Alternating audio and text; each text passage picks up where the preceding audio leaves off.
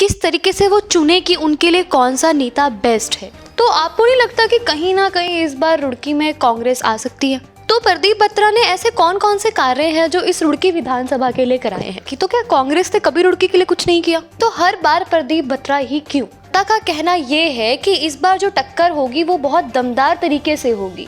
तो आप कितना सच मानते हैं कि इस बार टक्कर वाकई ही दमदार तरीके से होगी? लेकिन इनिशिएटिव लेने वाला है सबसे आगे बढ़ चढ़ के जो जिन्होंने काम किया उसका नाम है प्रदीप बत्रा।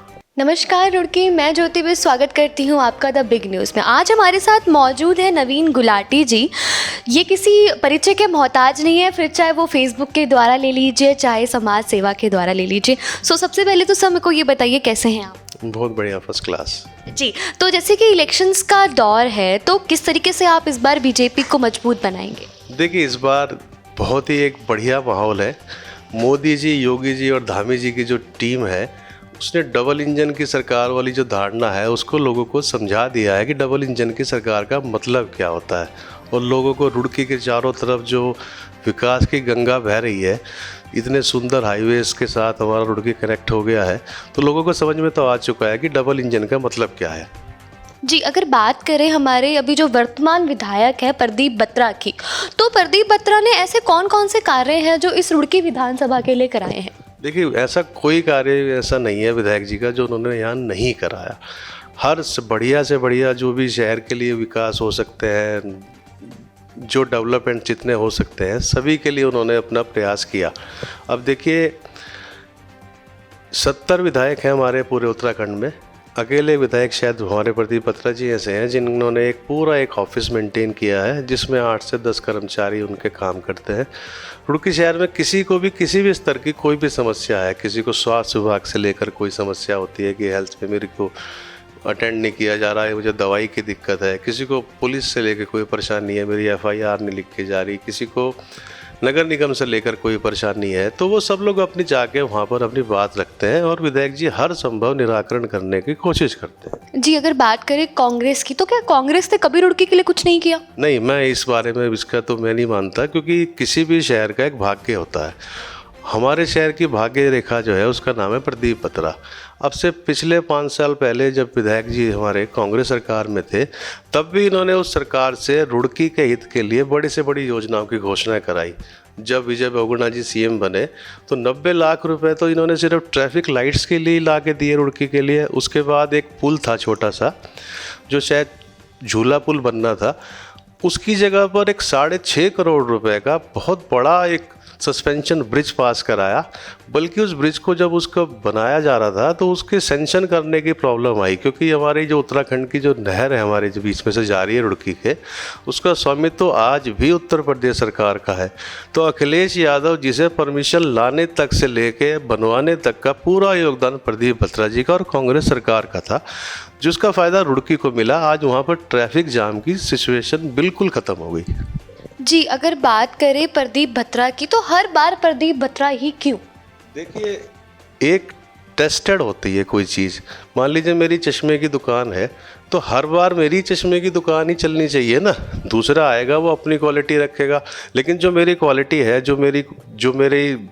जो ग्राहकी है, जो मेरी बात का सामान है, क्वालिटी है, चश्मा है, वो तो जो एक विश्वास मेरा बनेगा उसी पे तो मैं आगे काम करूँगा ना। जो प्रदीप बत्रा जी ने अपनी बात लोगों को दिखाई है कि एक सॉफ्ट है, सॉफ्ट स्पोकन है, सबके सुख में दुख में हमेशा तत्पर। किसी के भी कभी कोई ऐसा आदमी होगा जिसने कभी रोक के बात की हो या कहीं पर बिजी हो, उनसे बात रखी हो, उनकी बात ना सुनी हो, तो ऐसी एक पर्सनैलिटी जो चाहिए होती है शहर के विकास के लिए एक विधायक के रूप में, वो है वो। जी, अगर बात करें अभी हाल ही में समय भी काफ़ी कम रह गया है और कांग्रेस पार्टी ने भी अपना प्रत्याशी चुन ही लिया है जो कि है यशपाल राणा। तो अगर बात करें तो जनता का कहना ये है कि इस बार जो टक्कर होगी वो बहुत दमदार तरीके से होगी। तो आप कितना सच मानते हैं कि इस बार टक्कर वाकई ही दमदार तरीके से होगी? देखिए, सबका अपना अपना नज़रिया होता है हर आदमी का, किसी भी चीज़ को देखने का हर आदमी का अपना परसेप्शन है। मेरा मानना है कि जो मोदी जी और धामी जी और ये योगी जी वाली जो बात है, लॉ एंड ऑर्डर की बात है, लोगों को दिख चुका है कि बहुत सारी सरकारें पिछली बार जो बातें कर रही है, जिनको कि आज तक जिनकी रेपुटेशंस ऐसी हैं कि वो लॉ एंड ऑर्डर को लेके उतना सीरियस नहीं रह पाती हैं। अतिक्रमण को लेके बहुत ज़्यादा सीरियस नहीं रह पाते। तो रुड़की तो मुझे लगता नहीं है कि प्रदीप बत्रा जी से कहीं कोई जाने वाला है। जी, अगर बात करें विपक्षों की, तो प्रदीप बत्रा के विपक्षों का कहना है कि जो उनकी सोच है वो कांग्रेस जैसी है, तो उसके लिए क्या कहना है सर आप? नहीं, कोई एक ऐसा उदाहरण बताएं तो जिसको लेके मुझे भी उनकी बात का पता चले कि हाँ किस संदर्भ में बात कही जा रही है ना। जी, पर अगर बात करें प्रदीप बत्रा की, तो कहीं ना कहीं वो भी विवादों में भी घिरे रहते हैं। देखिए, कुछ विवाद तो जो जाहिर सी बात है, जब आदमी की प्रसिद्धि बढ़ती है तो उससे चिढ़ने वालों की टेंडेंसी भी, तादाद भी बढ़ती ही है। और विवाद तो किसी भी विधायक के साथ, हर विधायक के साथ कहीं ना कहीं, क्योंकि सबको संतुष्ट करना सबके लिए संभव नहीं होता, तो कहीं ना कहीं इसलिए भी विधायक कोई ना कोई विवाद तो रहता ही है। जी, तो हमारे बिग न्यूज़ के द्वारा आप बीजेपी के विपक्षों का और रुड़की के जनता को क्या कहना चाहेंगे? देखिए, जब कोविड वाला पीरियड चला, कोरोना वाला पीरियड चला, तो मैं विधायक जी के काफ़ी, एक जो टीम है उनकी, जो उन्होंने हेल्पिंग हैंड कोविड सेल बनाया, मैं भी था उसमें। तो मैं ये बहुत नज़दीक से देख रहा था कि जो प्रदीप बत्रा है ये बिल्कुल डरे नहीं उस टाइम। जब रुड़की को परेशानी थी, रुड़की के लोग परेशान थे, तो उस वक्त ऑक्सीजन सिलेंडर से लेके रेमडेसिविर इंजेक्शन से लेके जितना भी हो सकता था, जो भी इंफ्रास्ट्रक्चर बनाना था ऑक्सीजन सिलेंडर्स को लेके, जगह को लेके, एक पूरा ऑक्सीजन का हमने सप्लाई का सेंटर बनाया, जहाँ पर लोगों को कोविड, हमने जो कोरोना सेंटर बनाया था अपना, उसमें वहाँ पर जो पेशेंट्स थे उनको ऑक्सीजन की, जिनको भी कोई डेफिशिएंसी थी, उनको लेके उनकी डेफिशिएंसी दूर करने की कोशिश कर रहे थे हम। तो उसमें पूरा का पूरा योगदान था इस प्रदीप बत्रा जी का। होटल्स का जो उनका स्टाफ था, वो खाना बनाने से लेके उन होटल्स के जो वहाँ पर हमारे हॉस्पिटल में जो लोग मरीज़ थे, उनकी पूरी सेवा भावना के साथ उनकी सेवा की जा रही थी। ज़्यादातर जो हमारा स्टाफ था वो 90 किलो के सिलेंडर्स को उठा के फर्स्ट फ्लोर पे लेके जा रहा था और उठा के नीचे लेके आ रहे खाली सिलेंडर्स को। एम्बुलेंसेस थी 2 जो हर मिनट भाग रही थी, कभी किसी को मदद करने के लिए, कभी ऑक्सीजन सिलेंडर्स के लिए। तो जो मैंने डिवोशन इस आदमी का देखा, प्रदीप बत्रा जी का, मेरा मानना है कि वो एक दिखावा नहीं था, वो तो एक दिल से मेहनत हो रही थी। और ऐसे ही आदमी को आगे आना भी चाहिए।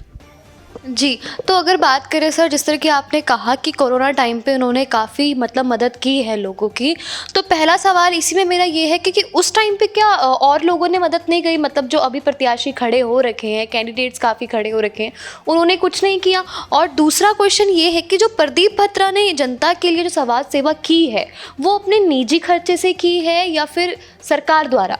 देखिए, पहला सवाल आपने जो किया कि क्या जितने भी रुड़की में लोग अपनी बात का आज किसका दम भर रहे हैं, तो मेरा मानना है कि मुझे तो कोई दिखाई नहीं दिया उस वक्त प्रदीप बत्रा जी के अलावा। लोग अब कोई आटा दाल चावल अपने घर से बांट रहा हो तो उसका तो पता नहीं, लेकिन हाँ, जब मौत का हाहाकार मचा था इस शहर में, तो कोरोना योद्धा जो वर्ड था वो प्रदीप बत्रा पे लागू होता था। क्योंकि कोरोना पेशेंट्स के सैकड़ों पेशेंट्स हमारे पास हुआ करते थे, और प्रदीप बत्रा उनके बीच में होते थे। आयुष किट बना रखी सरकार की तरफ से आई थी, अपने एफर्ट से लेके आए थे आयुष मंत्रालय से, उनको बाकायदा अपने हाथ से सबको बांटना और वैक्सीनेशन का पूरा प्रोसेस चलाना।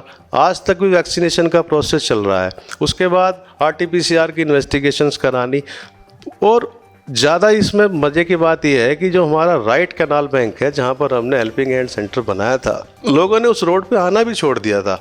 आप कह रहे हैं कि समाज सेवा की बात, दूर दूर तक कोई भी आदमी जिनको मजबूरी थी सिर्फ वो तो आ रहे थे।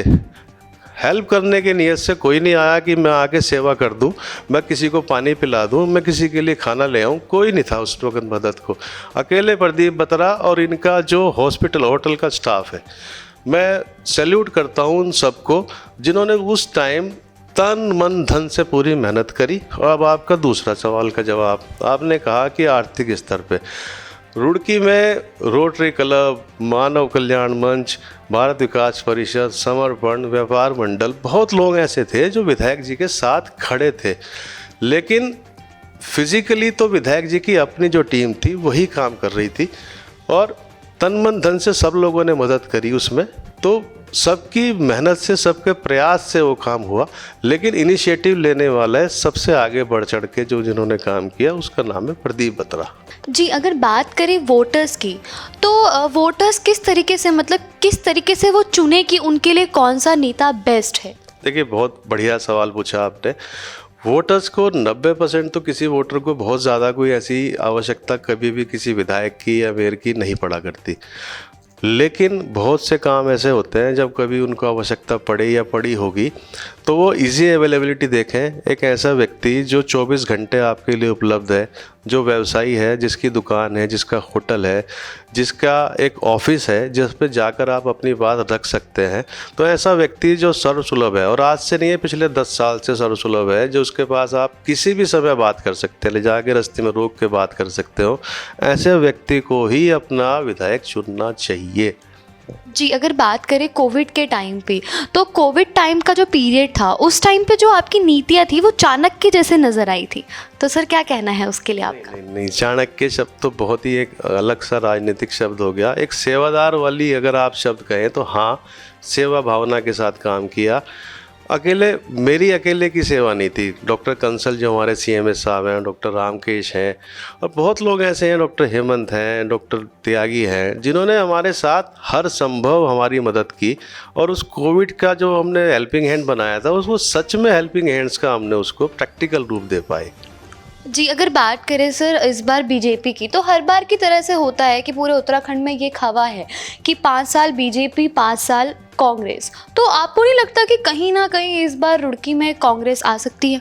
देखिए, ऐसा इस बार बिल्कुल भी नहीं होगा, क्योंकि जो मोदी जी ने ट्रिपल इंजन की जो सरकार का जो बात रखी थी, वो हरियाणा हमसे पहले इलेक्शन हो चुका, उन्होंने साबित कर दिया कि दोबारा से ही वहाँ पर खट्टर जी की सरकार आई।